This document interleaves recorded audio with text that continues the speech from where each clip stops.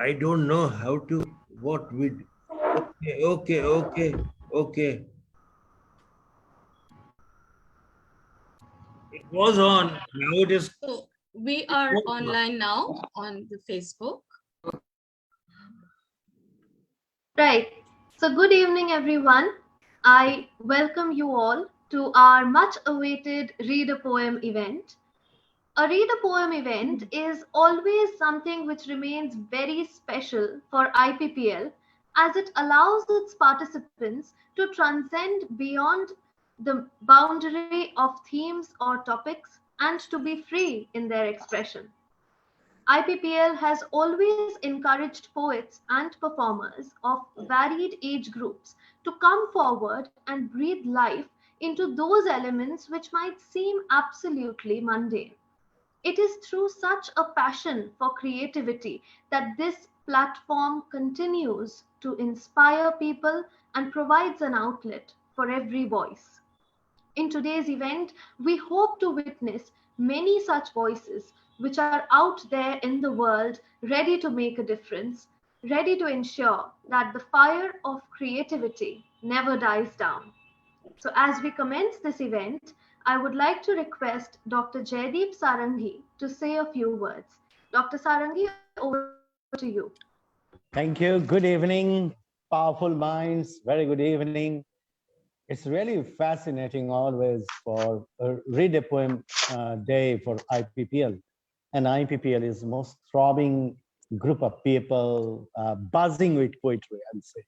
And they are even not hesitant in experimentations with poetry.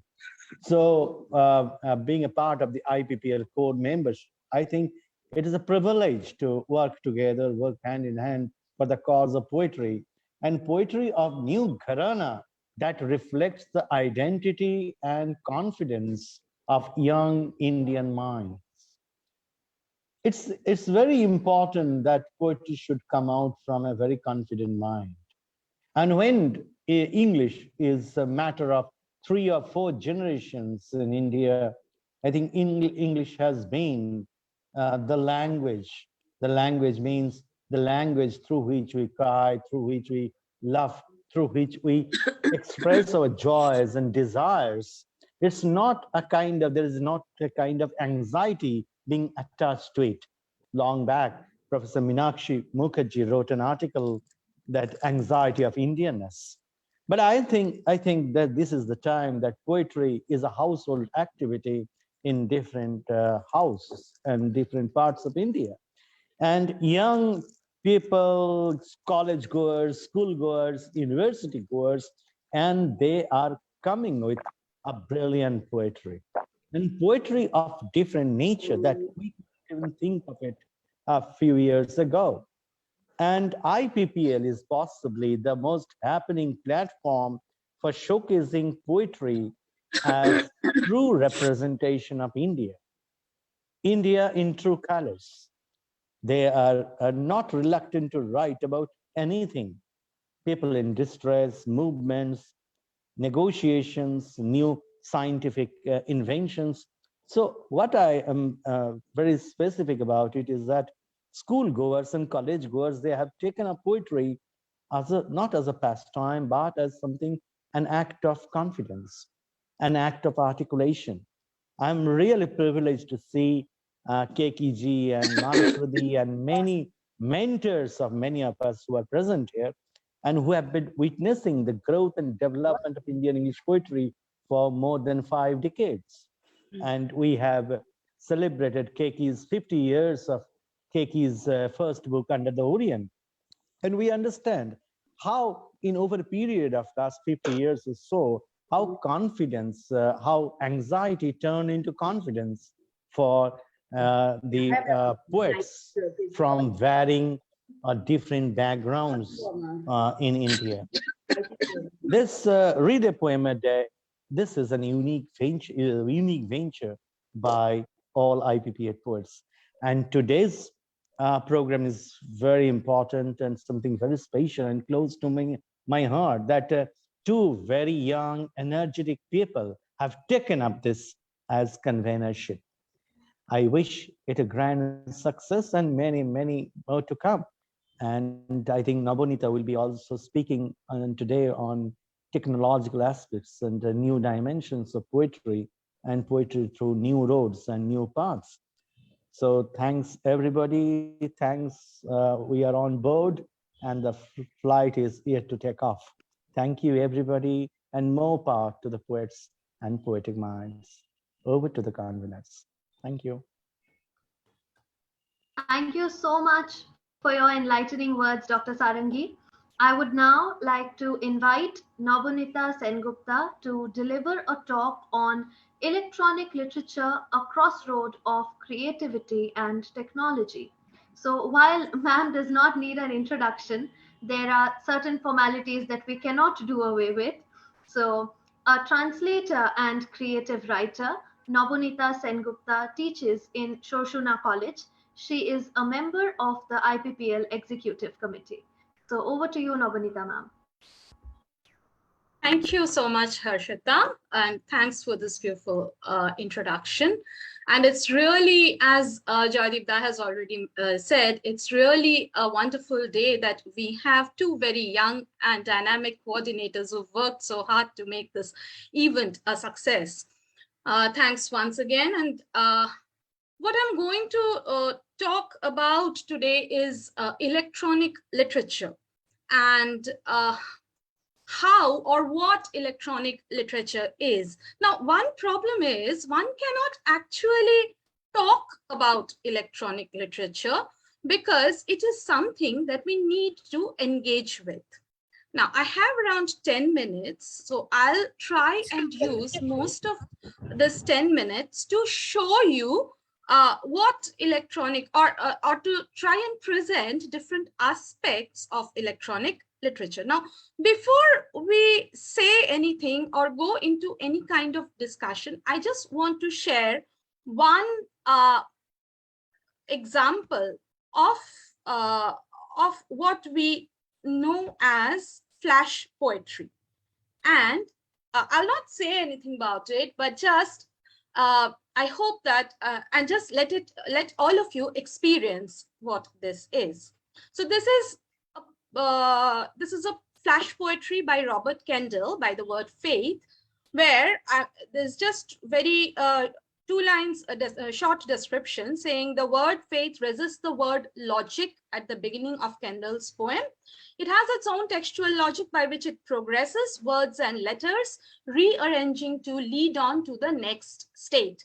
This short multimedia piece mingles textual animation, sound effect, such that a structure of words sound as it forms or collapses. Now, I'll just request you, if in case you cannot see the screen movement, just to let me know.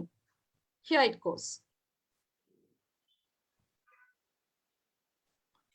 Now, can you see a different screen coming, or you can only see the screen called faith? Ma'am, faith. Only faith. Okay. So I'll have to reshare, because that is what happens with this electronic literature. Every time a new window opens up. So now can you see a small corner with faith written on it? Yes, ma'am. Okay.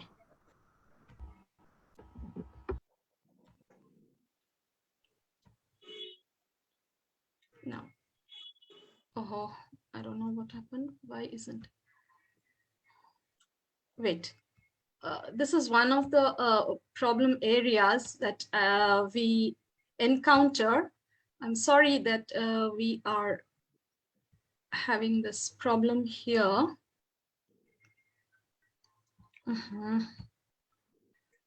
Because otherwise, if I cannot share, there won't be any.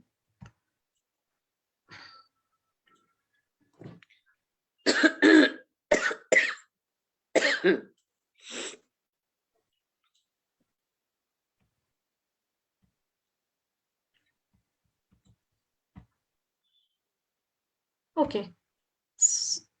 Yeah, with music. Can you see the begin now? Yes, ma'am. Yes, ma'am, we can.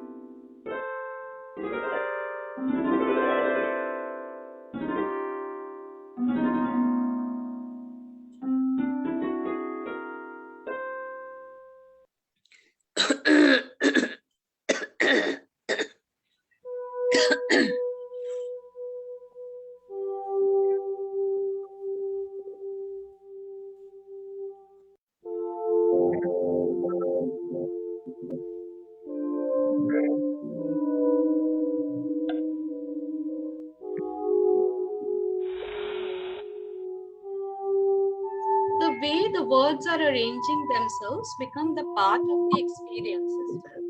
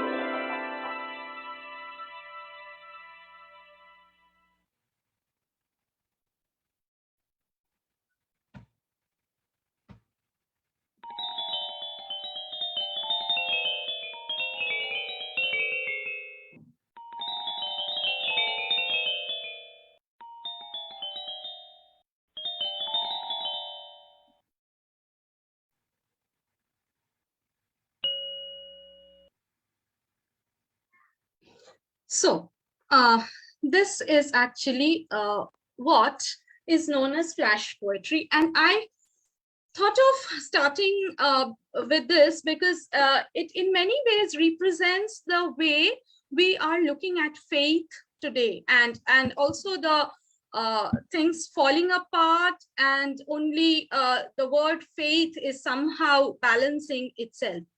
Now, what I then is electronic literature.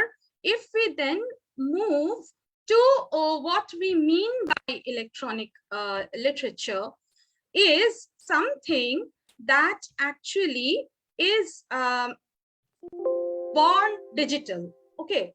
So one of the very important thing of electronic literature, feature of electronic literature, is that it's something that is born digital, something that is created in computer, and because of its features, it has to be read or experienced in any electronic device, which then excludes any of the books or any digitization of any printed text from the genre of e-literature, because that's something we often confuse e-literature with, that it has to be something, it is something that we can also get in a printed format. But no, it is born in that electronic ecosystem.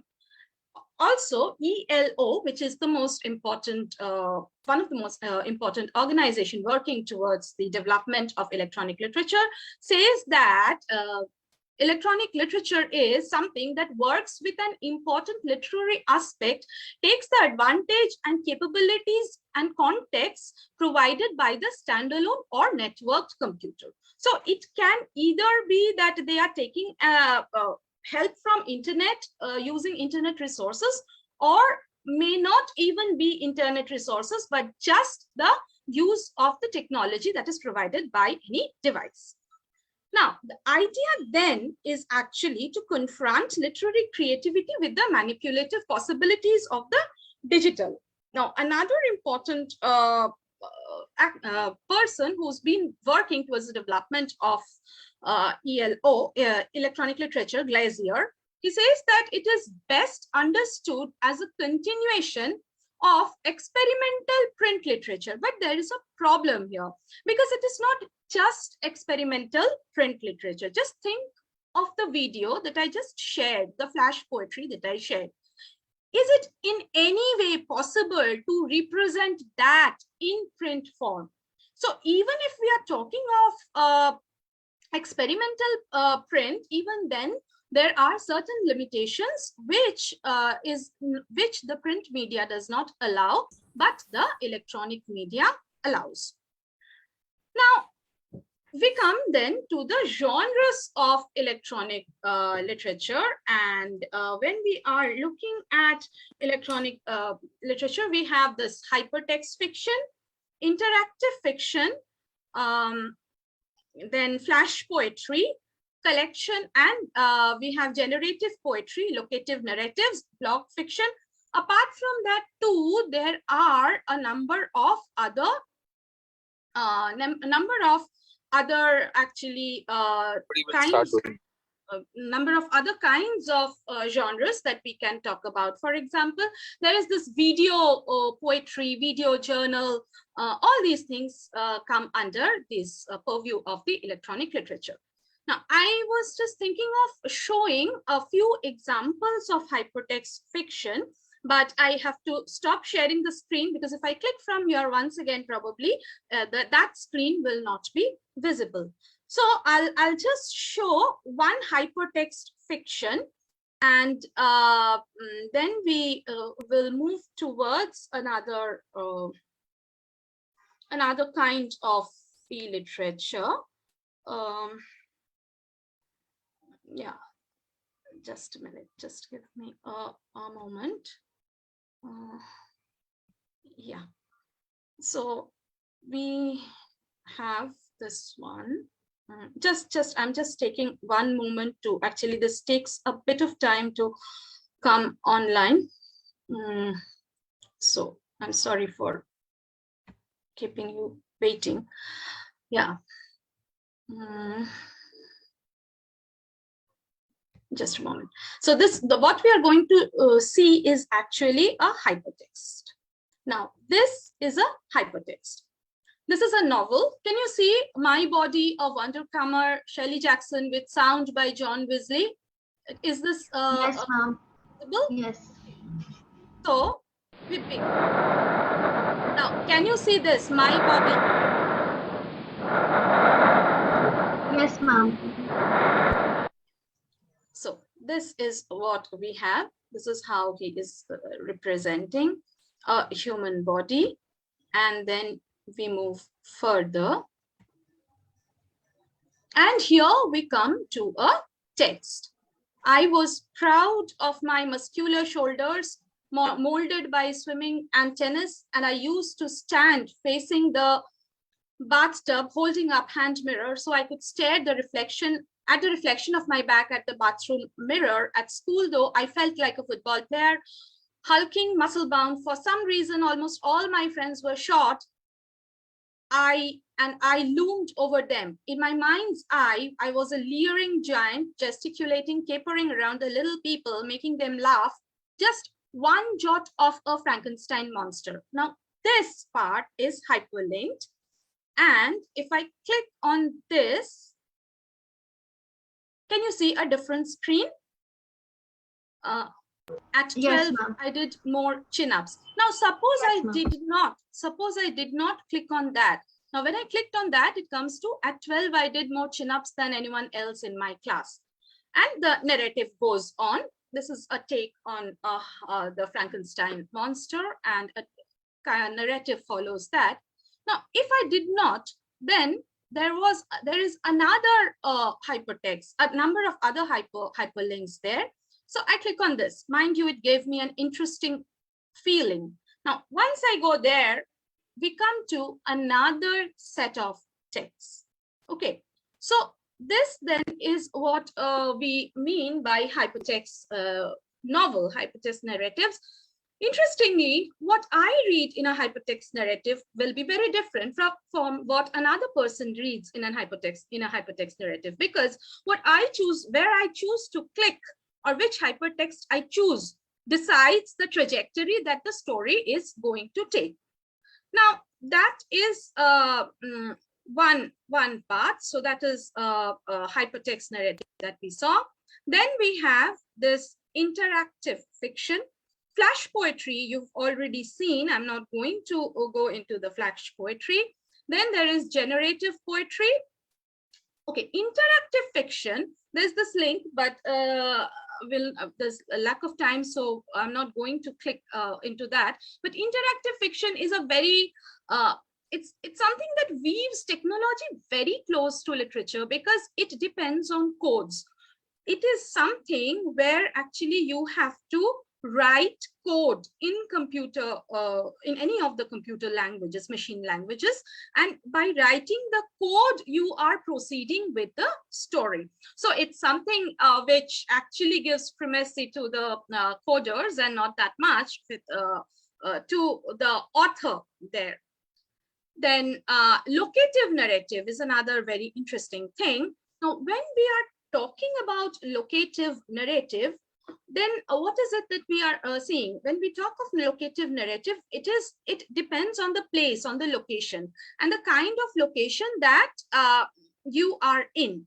So think of the Lonely Planet videos, where they often use this augmented reality. Augmented reality is to give you an idea, or a feeling of as if you are in the you are experiencing the virtual, but you have a feeling that it's something real. So this locative narratives make use of the place and in an augmented reality form to give you an experience of the place. So we have in this genre some examples where you go for a walk, and while you are going for a walk, there is this narrative going on, which which is similar to the place where you are in for the walk, and you experience the place as well as you listen to the narrative. So these are some of the types of electronic literature. There's a lot to share, but I'm not going into that. Yes, block fiction. Block fiction is actually, you can say, it's in the borderline between the digital or electronic literature, or the non-digital non-digital literature, or the print literature. Because in block fiction, often we are reading something which is which you can read even on a piece of paper. But why is block fiction a part of the electronic literature? Because when you are looking at block fiction, there is an opportunity to interact directly with the readers. So this is another facility that this electronic literature provides us with, that we can directly interact with the reader. So after the blogs, you will see there are small icons with symbols of Facebook, F, and Gmail, and Twitter, Insta. All these are there at the end, where you can click any of those and you can directly share on your wall. Also, there's a comment section where you can directly say to the author what your idea of what you think about the piece that you have just read. Also, blog gives you the option for hypertext. It also gives you the options for combining visual and auditory together. So in many ways, therefore, block fiction comes under the category of electronic literature. Now, there is, before I move to another, the problems, a very important text called Electronic Literature by Catherine Hales. She's asking these questions. This is a portion that I've just copied from the text. And it says, is electronic literature really a literature at all?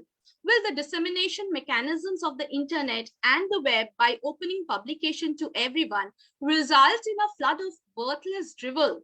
Is literary quality possible in digital media, or is electronic literature demonstrably inferior to the print canon? What large-scale social and cultural changes are bound up with the spread of the digital culture, and what do they portend for the future of writings? Well, I don't think there is an answer or answers to these questions yet, and that can only be available to us once we move further with the once we move further with this genre of electronic literature.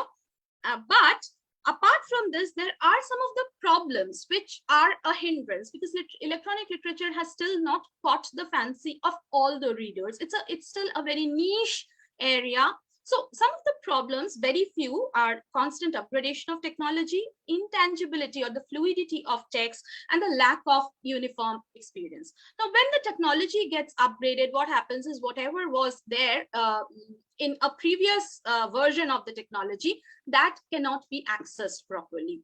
Also, the fluidity of text, because we are not used to this idea of fluidity. We think that texts are something that is sacrosanct for us. We think that texts are something that we can negotiate with at any point of time, but that's not the case with the electronic literature, because at every point the experience changes. So that is again adding to the problem of acceptance of electronic literature. So in short, it is a genre which is still in a very nascent stage, though it is already 25 years that it has been on, but it is yet to catch the frenzy. There are small experiments going on, less in our country, more in the Western, more in the West. China has been doing a lot of work. Japanese, like haiku, they have done a lot of work with haiku. And India is also catching up, because we are seeing some video journals, video photographies coming up, video poetry coming up within the greater ecosystem of what we know as literature. So I'll just stop here now. I know I've overstepped the time. Sorry, but it was such a long thing to cover. So over to Harshita and Ridhiman. Thank you. Thank you. Thank you so much, ma'am, for this engaging discussion on electronic literature. So now we are going to move forward to the poetry readings for the evening. And the first person I'd like to invite is Nikita Parekh to read one of her poems. Hello, good Please evening. go ahead. Yeah. So I'll be reading a very small poem titled Confinement, which is on a surface level a poem about having orthodontics or braces, but it actually goes a lot deeper than that. So here it is. Confinement. The dentist injects my gums with liquid lies. It is for dulling the pain, he says. My molars are bound in metal bands. They slash my cheeks every time my voice feels rebellious. A wire is fenced over the teeth to complete this confinement. My tongue is confused about any movement in this barbed wired city, a city that looks like a bloody war site each morning before I brush and floss. My mouth is Kashmir, is Palestine, is a witch, a homosexual. My voice is waiting to oust the fictive. Thank you.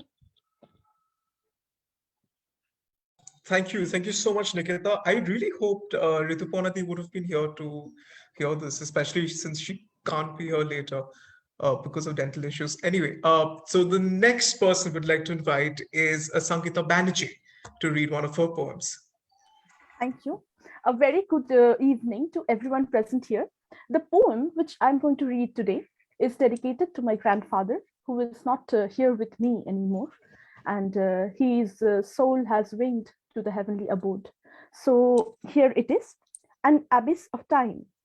The curtain flutters in the rhythm of unanswered questions, whiling away with the tick of time.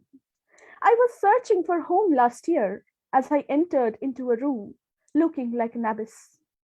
I slipped into a pit of time which led me to my childhood days. The soft hands of my grandfather and the sweet smell of tea and toast pervaded the air. Amidst laughter and mirth, I forgot to return. Two pairs of dark hands captured me as I could see the drooping face of my grandfather fade away. Love from love was lost as my mind was thrashed with hatred. My eyes turned red, my lips turned dry, but I was silent, I was powerless, as I saw the people in power torturing the old and the new. I am still stuck in that loop where I need the fun and frolic. I can still hear the cicadas sing in a distant land, but I can hear no more my grandfather sing. Thank you. That was very nice. That was very, very poignant and extremely thoughtful the way you've placed it. Um, Very, very, very nice. So the next person we have to read for us is Mahua Sen. Mahua, ma'am, please take the floor. Hi, hello everyone. I'm extremely happy to be here today. It's my first time here, and I'm really honored to share the screen space with you all. Well, my poem is titled The Homemaker. The word is perhaps a successful upgrade from housewife and has embraced many stereotypes. And we have been trained to kind of be attuned to the external voice. I think the sense of responsibility, the sense of obligation drifts us away from who we truly are. So we kind of smother our authentic self in order to fit into the frame of what other people wants us to be, so to say. And I know things have changed over the years, and I might have, generically stereotyped in my poem, but it happens a lot even today. So here's my poem, Homemaker. She's lost amongst the nebulas of Polaroid inhibitions. Syllables cling to her tongue as rumination natters in her psyche. She inhales into her lungs a rusted silence. The black hole of her tongue is a panopticon of unspoken words. She juggles between 1,000 tasks. The time flees. Tick-tock, tick-tock. The clock clatters. She cuts the pieces of her soul and smile and disseminates amongst the family members. Oft, her aspirations flow in the bucket full of water that she collects for mopping. Does she dry her dreams in the clothesline, clipping her metaphorical wings, perhaps? Does the kitchen sink house her dormant desires? Does she burn her deep-dug hankerings into the hot oil used for crackling mustard seeds? Does she carve her sky on the chiaroscuro of her courtyard? Does the ilk of her fancy droops like fractured leaves on an autumn morning? She secretly yearns to tread the path of a promised land where the clouds of her inhibitions are tucked beneath the duvet of 1,000 suns. She pines to dawdle in a place where the moments bleed no more. A place where she is free from the humdrum of expectations and fulfillment, a place where she can gather the sunshine in her reliquary and be her own priority. But while wiping the wraith of smoke emanating from the earthen stove, she wipes the edges of time with edicts of hope. Bending her lips in a crescent, she spreads her smile like ripples in a pond. Bathing with the abandon of the now, she slips through the hourglass of another day. Thank you. Ma'am, that was very, very nice, and I think it's very relatable.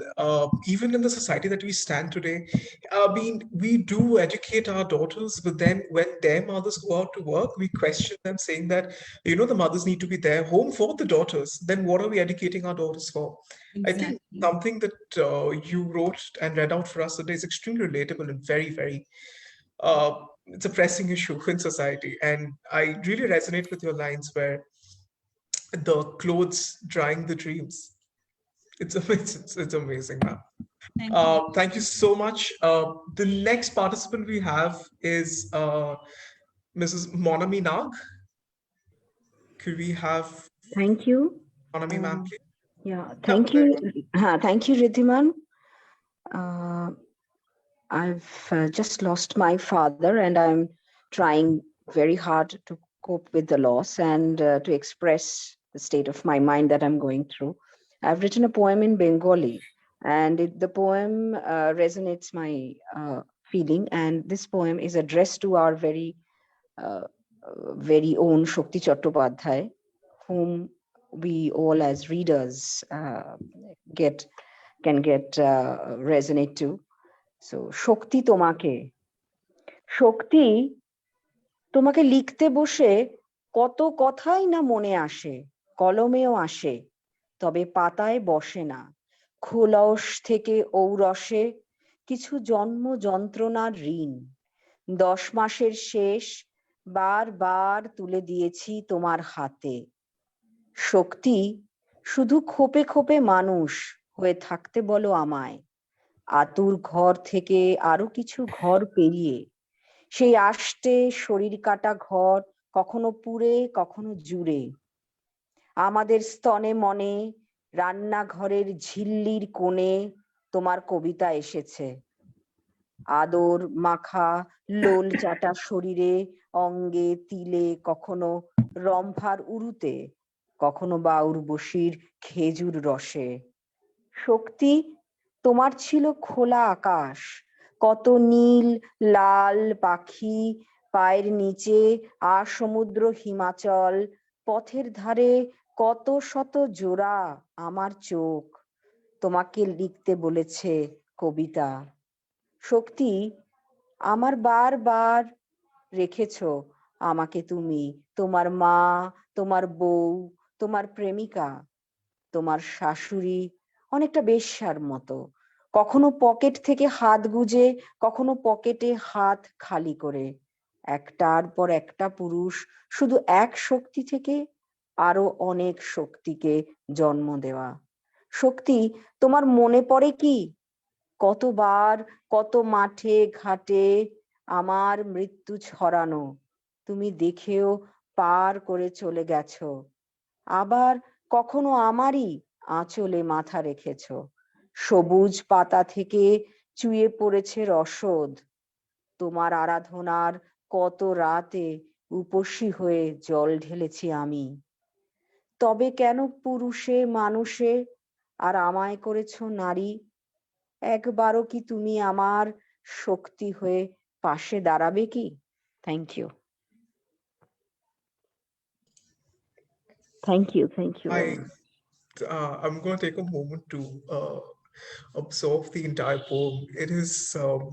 It's very difficult to see how so many people have gone through so many losses in this last year. But then it's amazing how you're celebrating these people with your written words, and I think that is the driving force of IPPL and the entire creative spirit that resides in you, ma'am.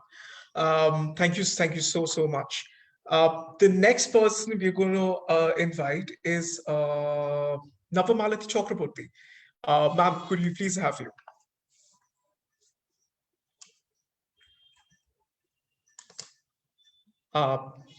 Navamalati Chakraborty, ma'am.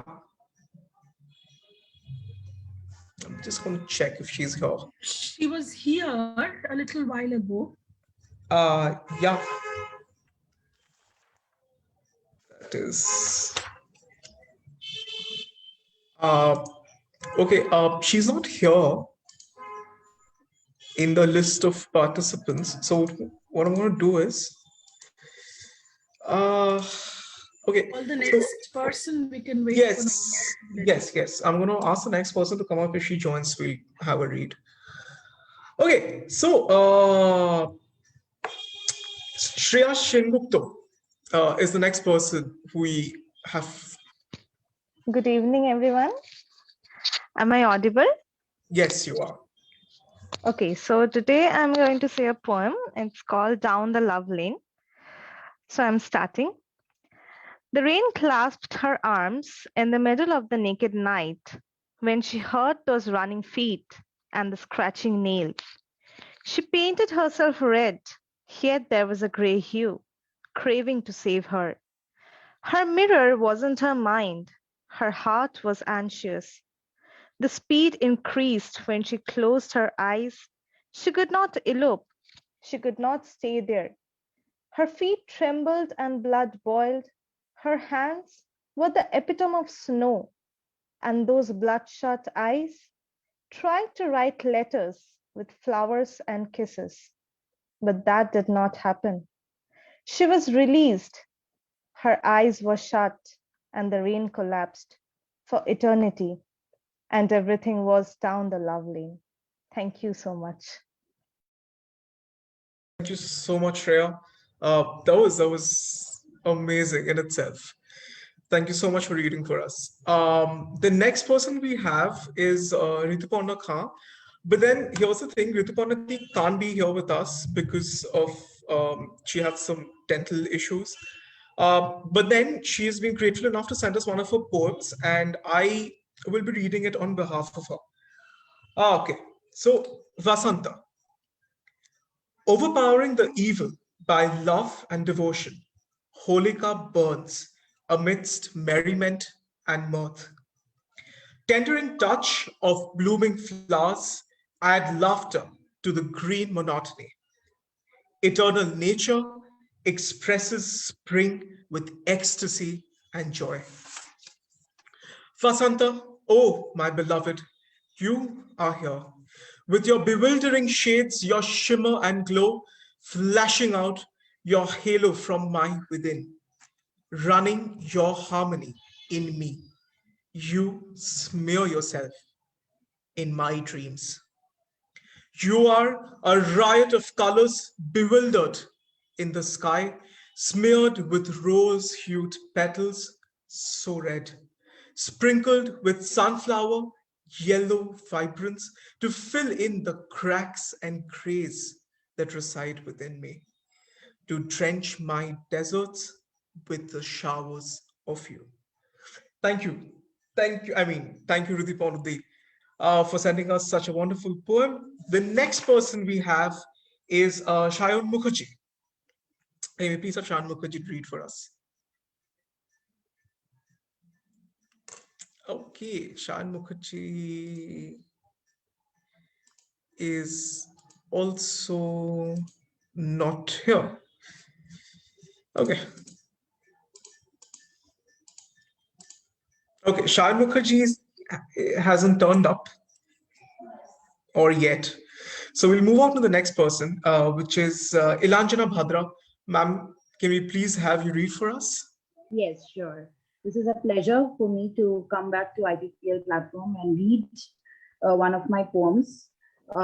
This poem is named Embracing Cacophony, mostly because I had gone through a kind of um, a phase during the lockdown. I believe many of us did.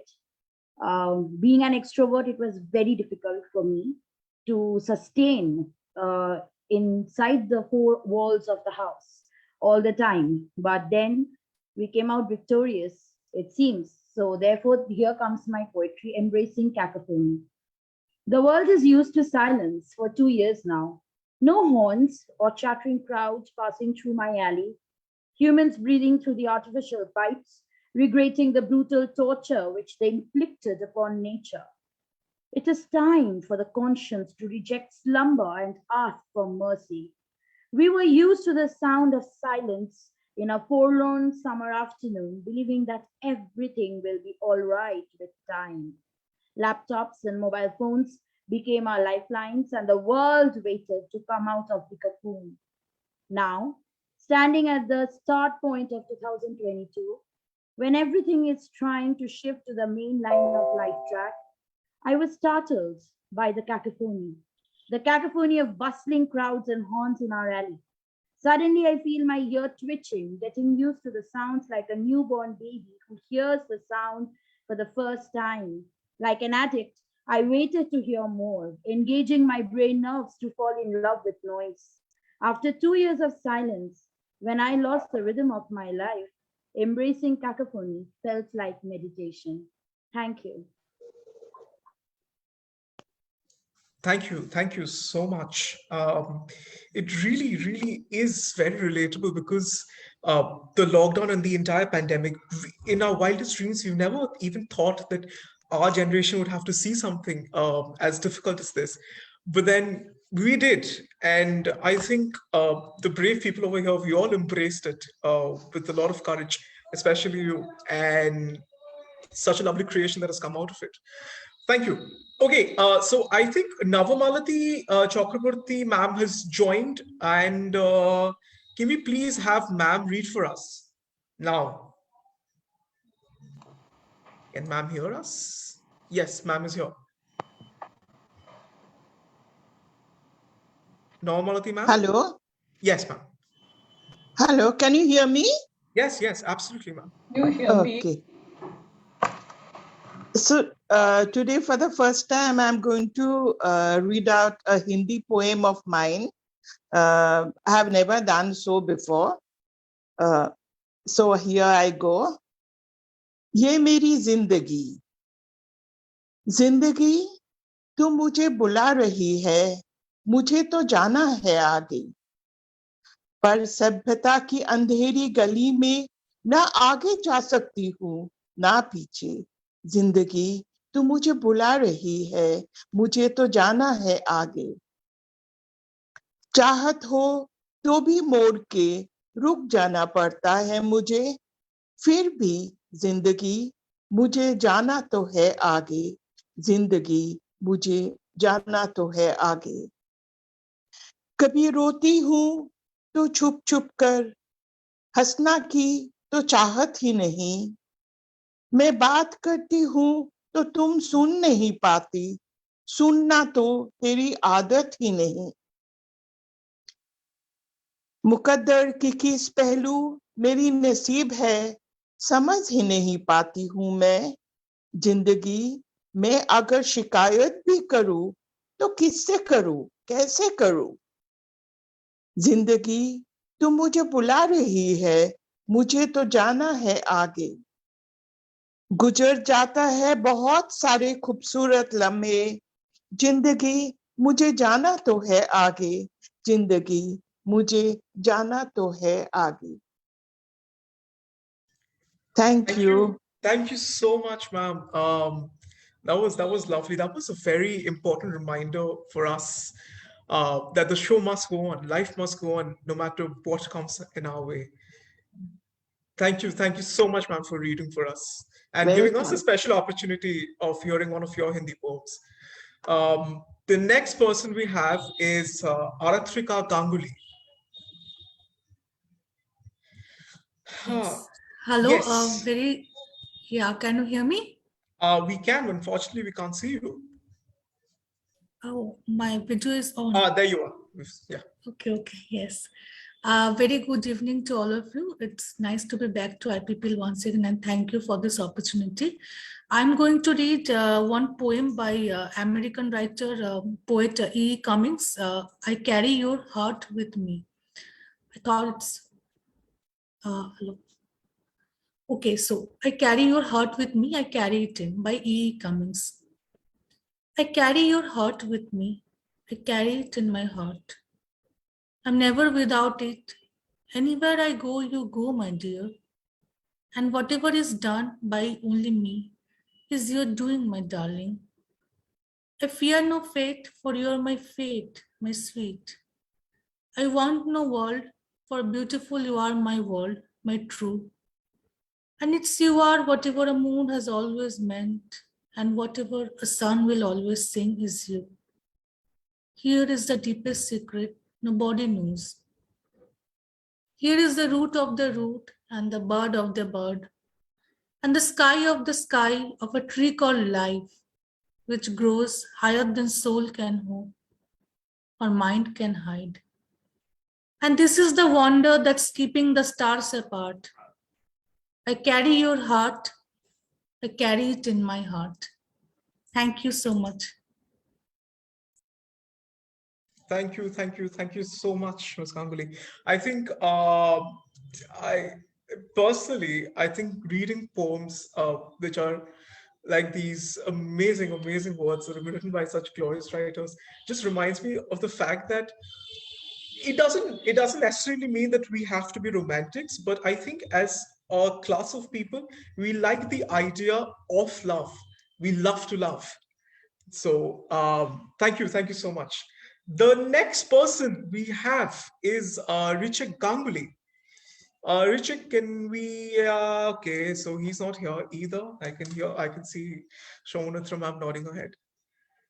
No, I just nodded to say it's Richard Banerjee, not Richard Banerjee. Oh, I'm sorry, Richard Banerjee. Yeah. But I don't think he's here either. Okay. Are you there? Nope. That is a very, very unusual, unusually high people we don't have reading for us. But anyway, the next person we have is Shongita Mojumdar. Can we please have ma'am read for us? Ma'am, you need to unmute yourself or send your request. Yes. শোনা যাচ্ছে? Yes, ma'am. শুভ সন্ধ্যা, সকলকে আমার অন্তরের শ্রদ্ধা ভালোবাসা। আমরা পরপর 4 জন নক্ষত্রকে হারালাম, লতা মঙ্গেশকর, বিরজু মহারাজ আর সন্ধ্যা মুখোপাধ্যায়, বাপি লাহিড়ী। আমি একটু ভুল হয়েছে আপনার, আমি কবিতা পাঠ করব না, আমি গান শোনাবো। আমি সলিল চৌধুরীর একটি কম্পোজিশন, সেটা শোনাচ্ছি। শোনা যাচ্ছে ঠিক মতো? Yes, yes, শোনা yes. যাচ্ছে, শোনা যাচ্ছে। Yes. শোনা যাচ্ছে? Yes, yes, yes. Absolutely.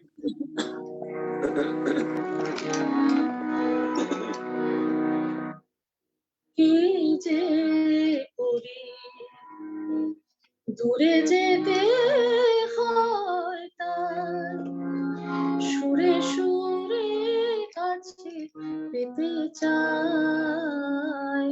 কি যে করি দূরে যেতে হয় তার, সুরে সুরে কাছে পেতে চাই। কি যে করি, কি যে করি, কখনো কখনো বাদলে লিখে বিজলে আখরে, কখনো কখনো বাদলে পরে প্রেমলে লিখে বিজলে আখরে, কখনো দক্ষিণা শ্রাবণে আমার ঘাটু রেখে যায়।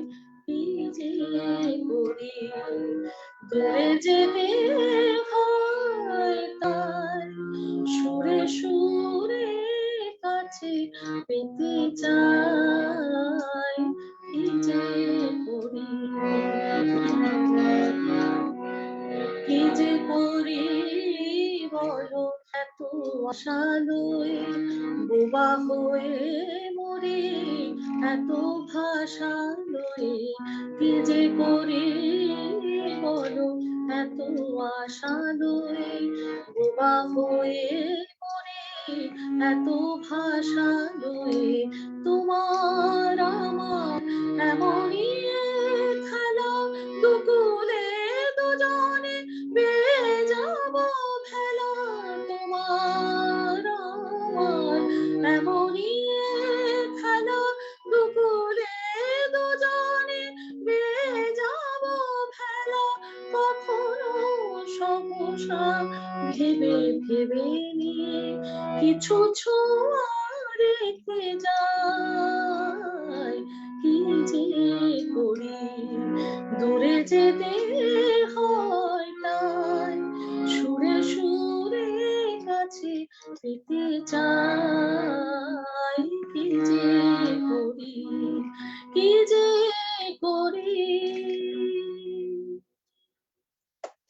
ধন্যবাদ। Thank you so much, ma'am. That was such a welcome change in a read a poem. You sang a poem. Okay, I think somebody has unmuted themselves. Okay. Mr. Ghosh, can we request you to please mute yourself? I think I was next when. Not really. Harshita is next, but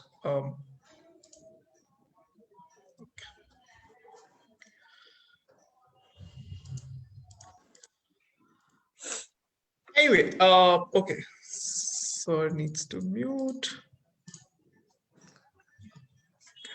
Yes. So thank you so much, ma'am.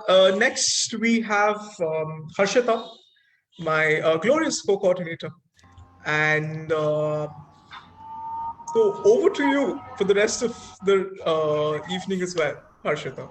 There you go. Yes, thank you. Thank you so much, Ridhiman.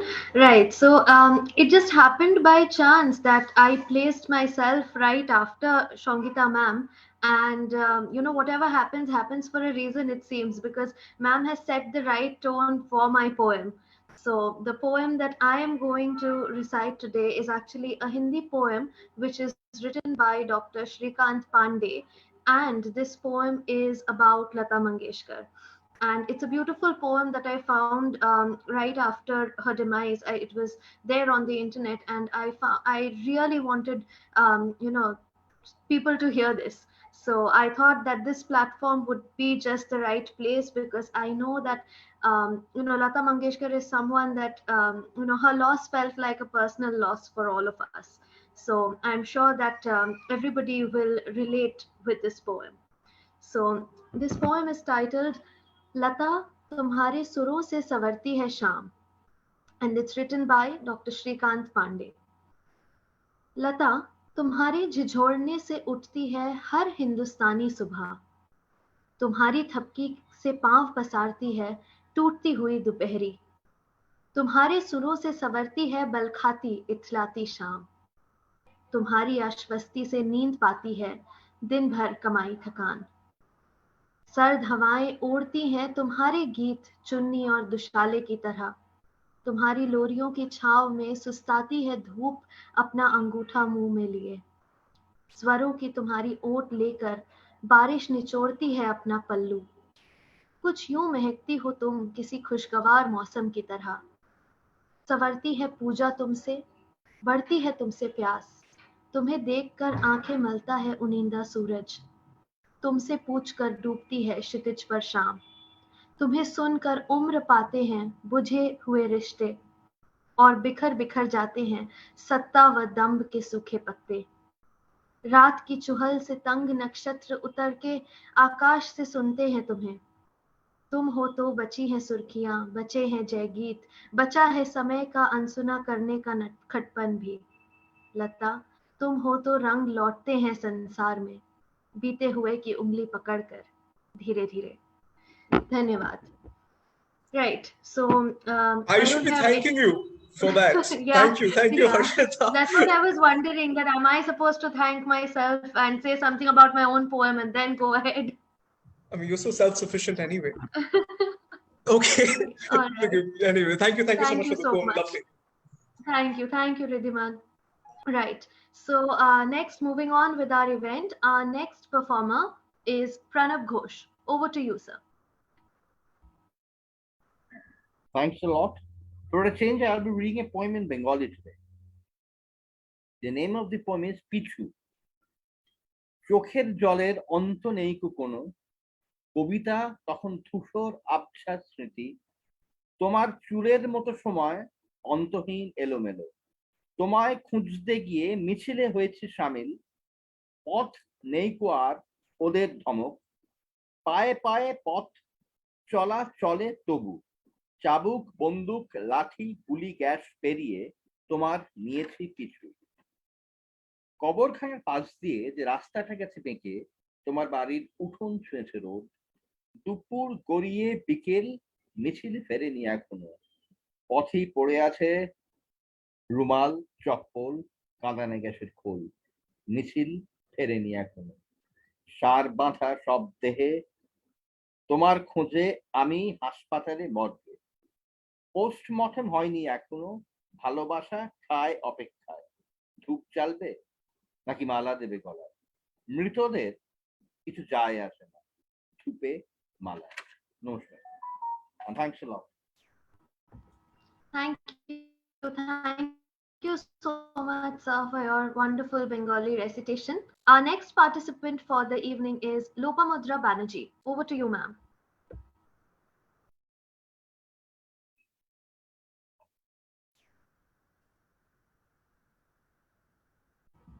Is ma'am here?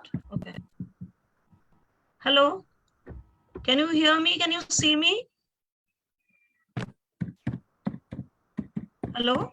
Yes, we can. Yes, ma'am, we can hear you. Okay. Okay. And you can see me as well, right? Okay. Yes, So it ma'am. is always... Yes, ma'am, we can see. Okay. Thank you for confirming. It is always my pleasure and privilege to be part of the IPPL readings. I haven't done it for quite a while. Today, it's my comeback after a long time to IPPL, which is always home. So the poem I'm going to read out today is part of this anthology, which came out recently, edited by a poet whom I love and admire very much, Novina Dash. And the name of this anthology, as you can see, is Witness. It's the Red River Book of Poetry of Descent.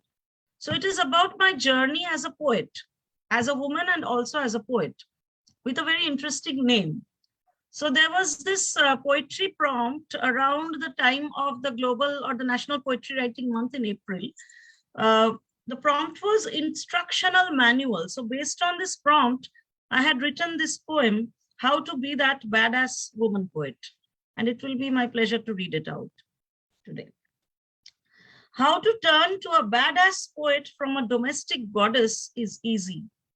Just unlearn your cuteness for the essential dark. Stay on in the pitch dark galaxy, marinated in sacrosanct words. Play on in the tumultuous sea of sounds, metaphors, diction of old poets. Take a line from here, a whiplash of pain from there, a jingle, a whisper, and a surreptitious speak from the flammable past. And then, in your own sticky canvas, shed them off, along with your engaged arms, your heaving breasts, your womb and birth canal. Replace them all, the sexist jargons you learn and lucid memories of labor, with your nascent blood-soaked poetry. Then, after you knead the dough of fickle human stories, divide the dough into little sacred mounds of word flesh, born from your ancestral womb into the cradle of feminine fantasies. And then slowly, crisply, deep fry them with tenderness and affliction. Fry them some more like children birthed post the gestation period. As you try to make a home out of the vestiges of war within you, the rubble of the overgrown cities within you, born between your immigrant dreams, your becoming, your unbecoming. To become a badass poet, to be reborn 100 times is as easy as it can get. Only speak to the unfamiliar earth with your unbridled wet body every time you see a smoke of an unborn poem, a triggered survival act. Only speak to your displaced self in the language of desperate desires, your tattered earth and sky. How to turn to a badass poet from a domestic goddess is easy. Thank you so much for this honor and opportunity, IPPL and Riddhiman. Thank you so much. Thank you so much, ma'am. What an absolutely amazing poem, and I wish it was longer. I could go on listening to it. Thank you so much. Thank you. Thank you.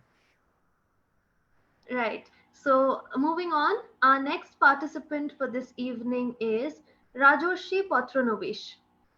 Sir, over to you.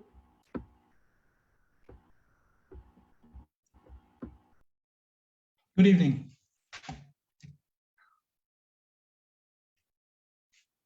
This is a small ghazal that I write, that I read. I write with a pen name Kafir, and this is a ghazal.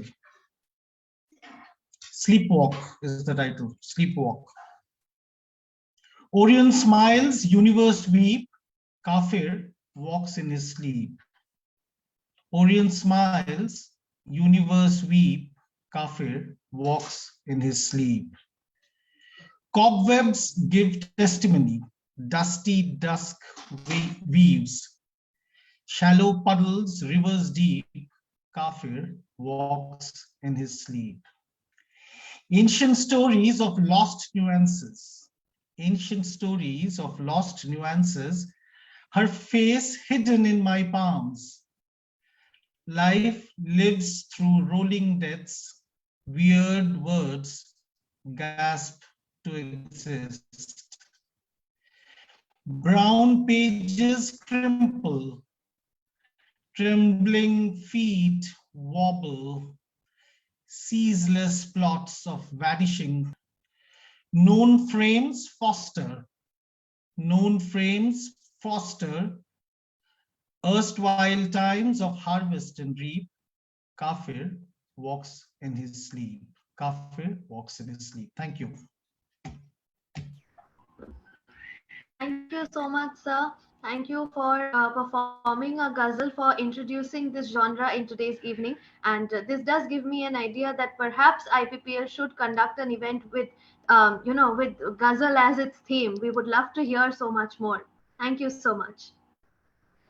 So our next participant for today is Amit Shankar Shah. Over to you. Yeah, thank you. It's a pleasure.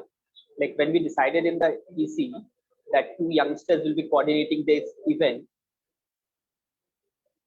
so we never thought that this will go so well, and both the coordinators have been performing excellently.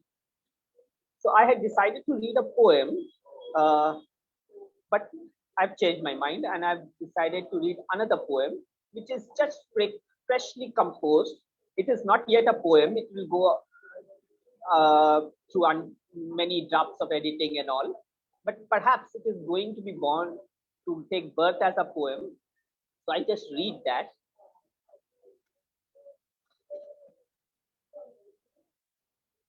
I hope I'm audible.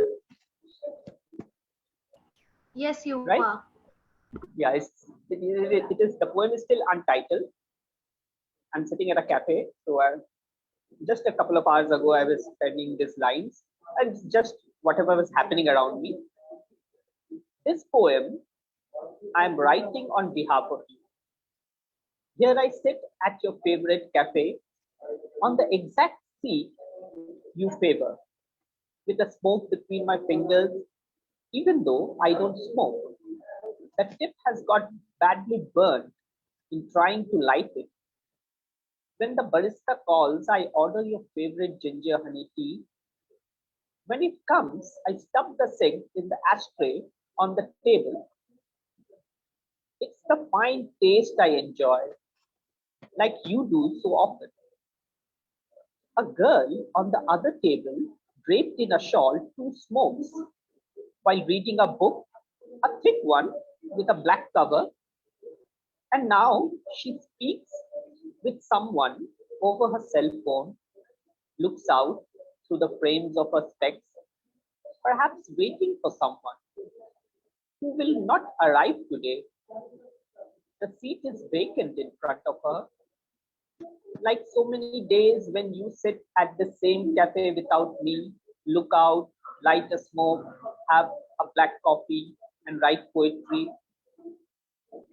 At this moment, someone comes to share my table, saying, I hope you don't mind. I'm too lost to mind. My fingers record his presence, his laptop on the round table, his speaking on the headphone, my waiting for the bill. Perhaps this is how poetry comes looking for us. Or this is how we come to poetry. It is evening, the lights come on. Somewhere you are burning. I walk towards that heat. The winter's not over yet. I call for the bill. today in replicating a few moments from the life of you almost seems like madness. No doubt, poets are often called mad, and people on the streets are so sane. They have better things to do rather than sit uselessly at a cafe replicating other people's lives. Haven't I called for the bill yet? Thank you. Wow, that was absolutely amazing. And this is exactly what I had said in my introduction, that, poetry gives life to the absolute mundaneness around us. And you just gave an example of that. So thank you so much. Our next performer is Shunil Bhandari. Over to you. Sure. Thank you. Usually most of the poetry recitations, I go to chock-a-block with love poetry, So surprisingly today there's so much variety of other themes. So I thought, let me do the normal thing and do a love poetry. So this is a very short one. It has no punctuation, so it'll be like Shankar Mahadevan's Breathless. A little bit, if I can try it in one breath. Let me see. It's got a little twist in the middle somewhere, so look out for it. Here goes. It's called A Summary Love Story in the Middle of Winter.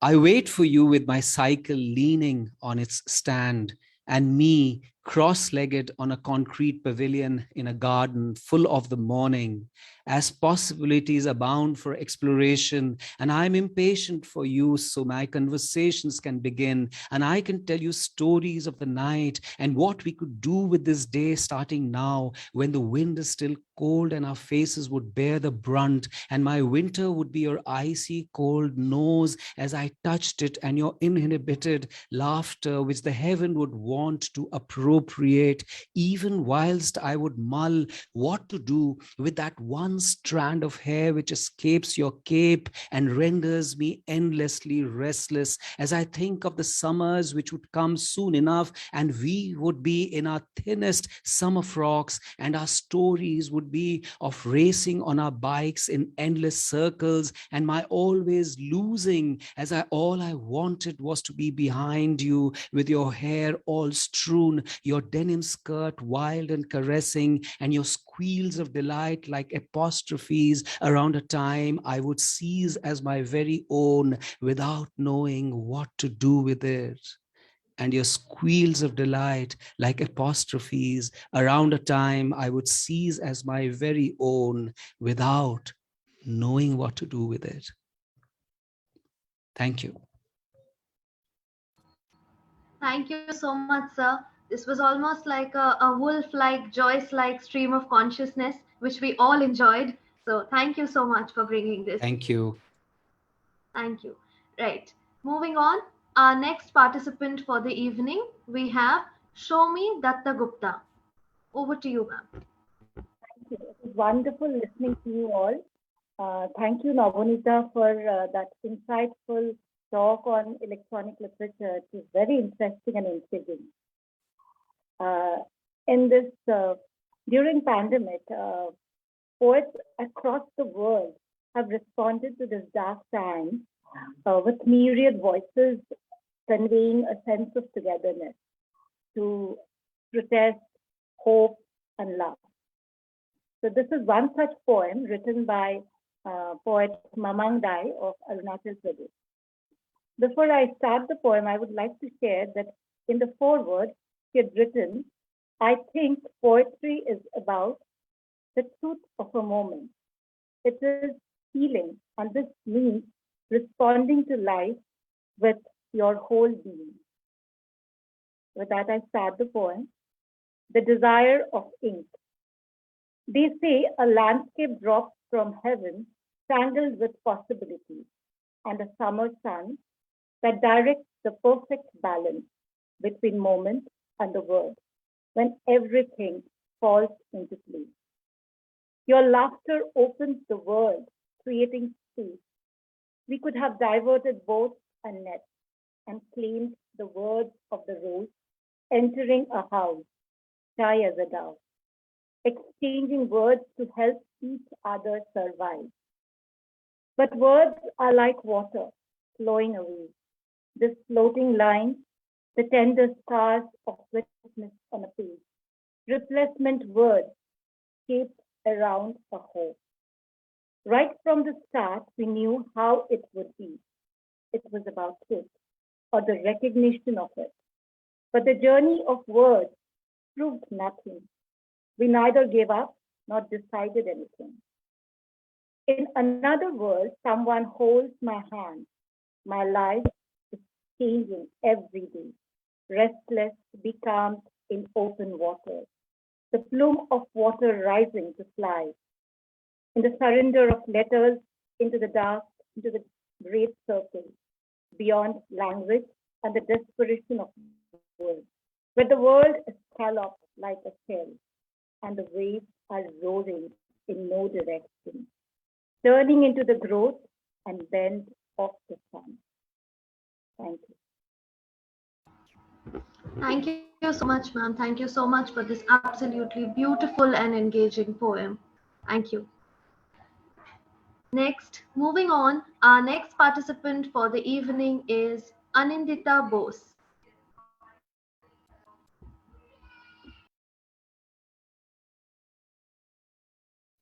Hello, good evening. Am I audible to all of you? Am I audible? Yes, you're audible. Okay, thank you so much. Uh, okay, I'll start my poem. Just a second because I'm on my phone.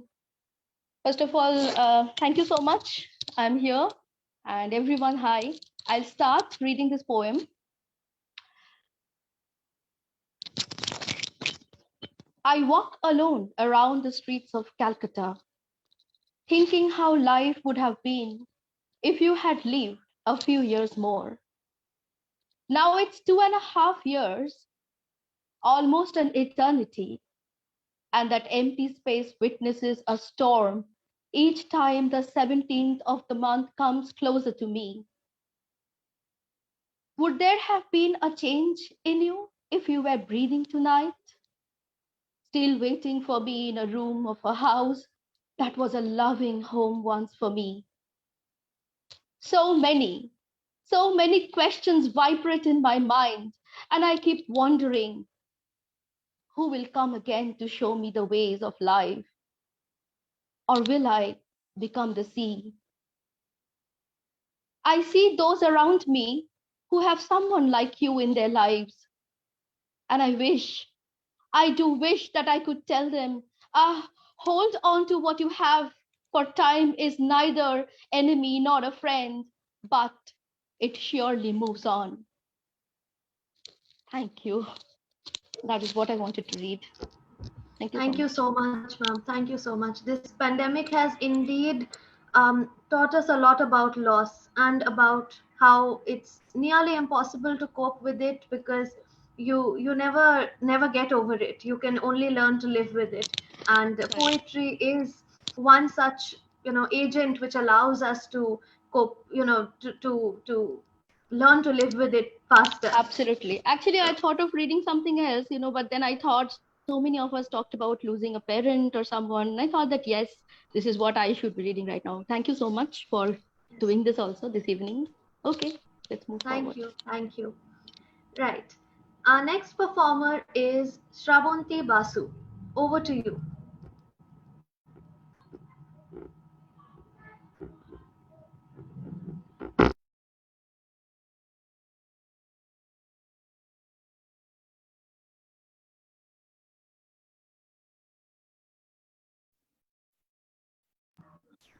Is Shravanti there? I can't see her.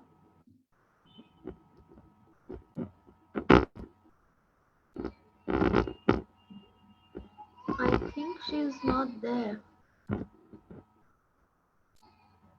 Nope, I don't think she's there. Right, so I think we will move on to our next participant. If Shravanti Basu joins in after this, then we shall have her read. So moving on to our next participant, we have Shomunetra Munshi. Over to you, ma'am. Thank you, Harshita and Riddhiman, for having me today evening. It's kind of very humbling going last, with such outstanding poems and performances going before me, and everybody's expectations and hopes run very high, and I'm kind of scared whether I'll live up to it. But thanks very much. And thank you. All the other poem, I couldn't individually write in the chats, but it was amazing listening to all of you. I almost thought Amit and Ananita were in the same cafe. Look like the same decor behind them, but may not be. And Sunil, I would want to know what the twist was. Okay, let me just read mine and then maybe you can say in your poem. Okay, let me just start. From the other side.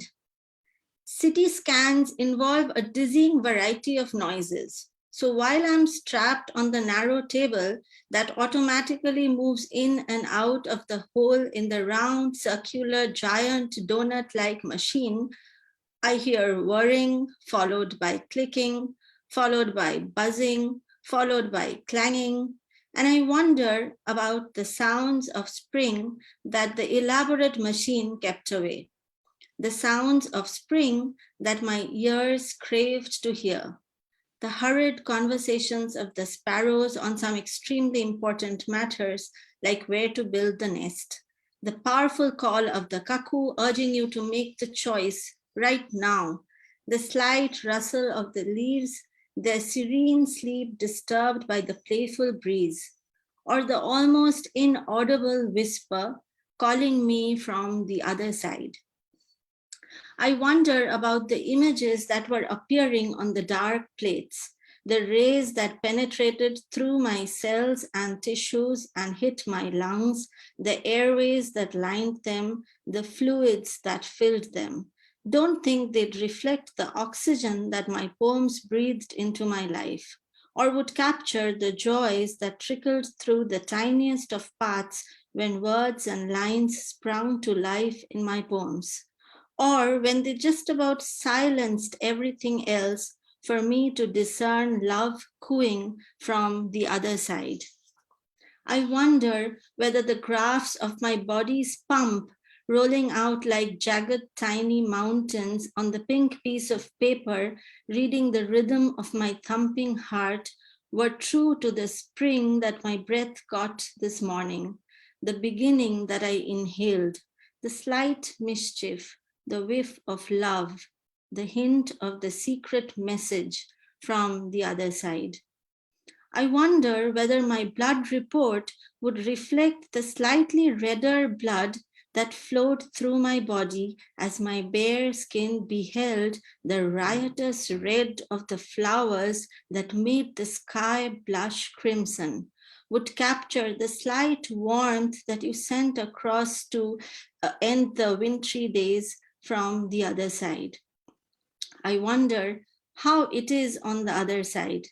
Bold women tell me stories of how happiness awaits on the other side of breaking away, unshackling oneself from unhappy marriages, from unwanted relations, from routine and monotony. But somehow I remain here, unable to cross the physical restraints of man and machine, of routine and monotony, of unhappiness and shackles. Strapped to the scan table, I turn myself away from the other side. Thank you. Ma'am, we couldn't have a better poem, I think. We really couldn't. It was so beautiful, so subtle, and yet so powerful. I think the perfect kind of a poem to end the program with. But well, we are not ending right now because my co-coordinator is yet to perform. So up next with the final performance, we have Ridhiman Roy, my absolutely wonderful co-coordinator. Over to you, Ridhiman.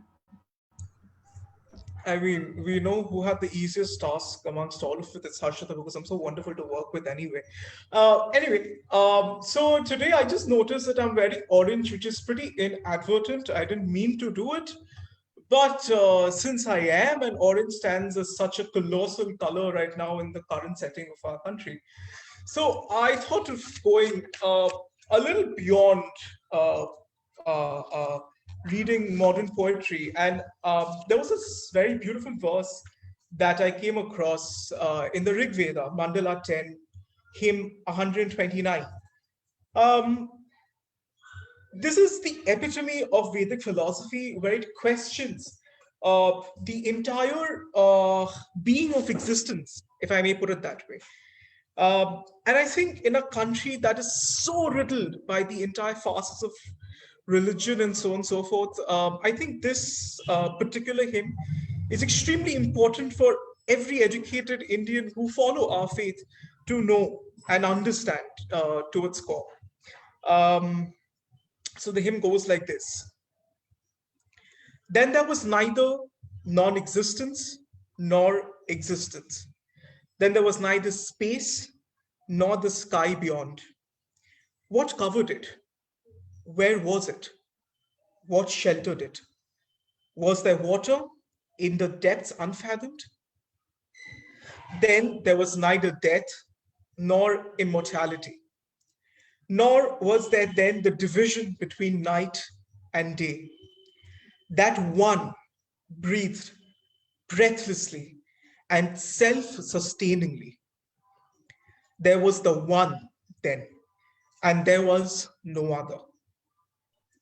In the beginning, there was only darkness, veiled in darkness. In profound darkness, a water without light. All that existed then was void and formless. That one arose at last, born of the power of heat. In the beginning arose desire, that primal seed born of the mind. The sages who searched their hearts with wisdom discovered the link of the existent to the non existent.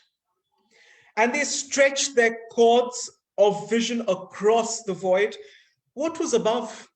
What was below? Then seeds were sown and mighty power arose. Below was strength and above was impulse. Who really knows and who can say whence did it all come and how did creation happen? The God themselves are later than creation. So who knows truly whence this great creation sprang? Who knows whence this creation had its origin? She, whether she fashioned it or whether she did not. He who surveys it all from the highest heaven, he knows, or maybe even he does not know. I believe we belong to a faith that has the intellect to even question uh, whether the creator has created the entirety of the universe, or was it just nature's law at its best? Uh, with the current scenario with the hijab row and so on and so forth, I think we really should open our minds and appreciate the culture that has been inherited by us. Thank you.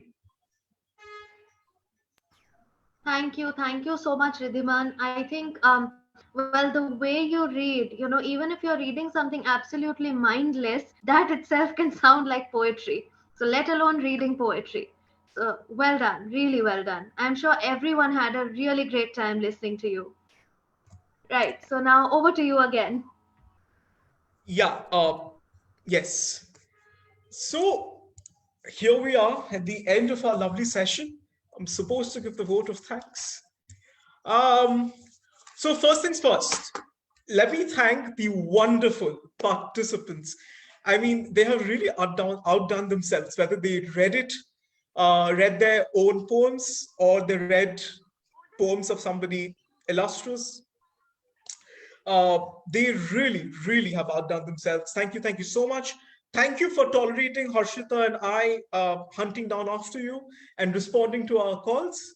Um, then let's start thanking the executive committee for giving us this wonderful opportunity to be coordinators for the evening. I know that you really appreciate us for being the young energy in the group, and we really appreciate you for giving us the chance to express ourselves. I'd like to specifically thank Nobanita Shengupta ma'am and Nishi Pulavarita ma'am. Thank you for being so patient and guiding us at every step of the way. Um, I'd also like to thank Dr. Sarangi for, I don't know whether he's here yet. I mean, here still, but thank you for agreeing to give the welcoming address.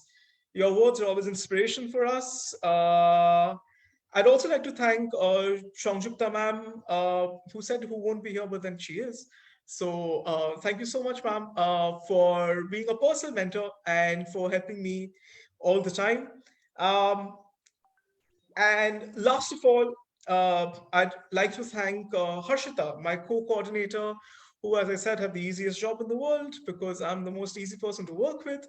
But really, thank you for keeping up with my nuances and my absolute tantrums that you used to throw in between. Thank you so much. And also, I don't know whether I'll get this chance again. So I'm going to give my two pieces for just another minute or so. IPPL as a group, I view as a place which has really helped me grow as a poet. Uh,